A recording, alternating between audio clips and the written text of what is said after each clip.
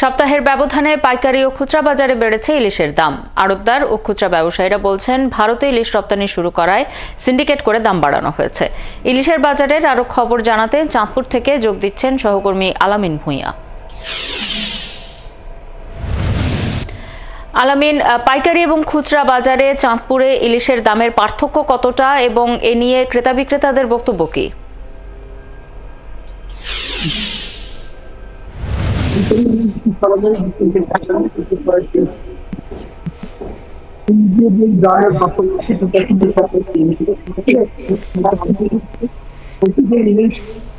বাংলাদেশের আমদানি হচ্ছে ইম্পোর্ট আমাদের বাংলাদেশে আরো কম বিক্রি হয়, যেটা ভারতে আরো বেশি হয়। যেটা দেখা যাচ্ছে যে ভারতে কম দামে রপ্তানি হচ্ছে, যেটা ওই একই জিনিস বাংলাদেশে আরো বেশি দামে সেটা দেখছি। এটা নিয়ে দাম যেটা নর্মালি সেটাও সামাজিক রপ্তানি বাইরে দিয়ে সেটা অনেক বেশি দাম এবং তার অভিযোগ বিক্রেতারা বলছেন বরাবরই একটা কথা বলে রাখি যে রপ্তানি আমদানি বিশেষ যে আরো পর্যাপ্ত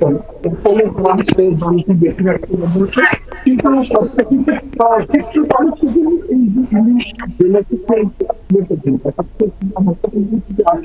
এই আসরটা আসলে কয়েকটি হাত দিয়ে আসে। এই হাতগুলো নর্মালি বাজারটাকে একটা স্থিতিশীল তৈরি করে একটা তাছাড়া নিজেদের মধ্যে যে একটা অসুস্থ দামের যেটা ওপেন বাজারে বিক্রি হচ্ছে, বিক্রি করার কথা বলছেন আরেক জায়গায় ওপেন বাজারে করা হচ্ছে করে এবং সেখানে দরদাম হাঁটানো হয়। আলামিন, আপনি খবর রাখতে থাকুন, এরপরে নিশ্চয়ই আরো তথ্যের জন্য আপনার কাছে প্রয়োজনে ফিরবো।